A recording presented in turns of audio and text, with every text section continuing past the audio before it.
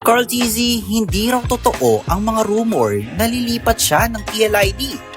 Midnight naman, may post na naman patungkol sa mga aalis na player. Totoo nga kaya ito?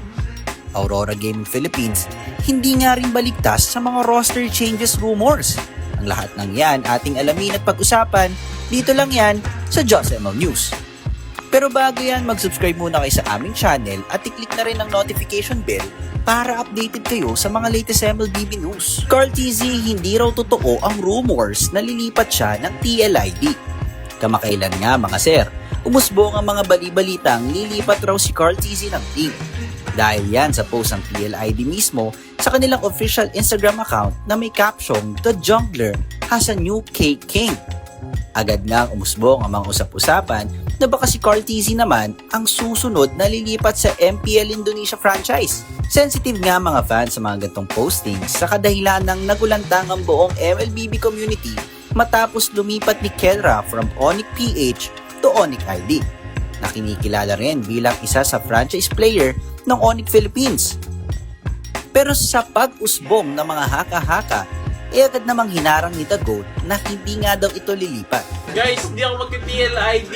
Mark my words. Sinabi niya ito sa kanyang live stream. May mga ilan din naman na ang tinuturo ay si Gugan o King Gugan na galing MDL ng TLID. Midnight naman, may mga post na naman patungkol sa aalis na player. Totoo nga kaya? Akala nga na natin mga sir may aalis na naman na isang franchise player sa MPL Philippines. After nga umusbong na mga haka-haka na aalis si Carl. Nag-post naman agad itong si Midnight na aray ko, bakit umalis? Wala rin namang klarong point kung ito ba ay para sa mundo ng MLBB o sa ibang bagay. Dahil sa posting na ito, lumakas ang hunch ng mga tao na baka nga si Carl ang pinapatamaan. Pero gaya nga ng sabi sa unang topic kanina, si Carl na mismo nagsabi, hindi ito aalis ng MPL Philippines. Aurora Gaming Philippines hindi nga rin baligtas sa mga roster changes rumors. Sa isang YouTube podcast, sinabi ni Oh My V mga sir na may possibility na umalis sa current M-World Champion roster ng Aurora. Parang may narinig lang ako na may possible mawala. Pero parang may pa possible siya. mawala sa Oo, Aurora? yes. Maliit lang. CX. Charit lang. Hindi, may naririnig lang ako na may possible. Pero Na hindi siya maliit lang ang chance. Maliit ang chance. Sinabi niya na may narinig lang daw ito na may possible pang mawala.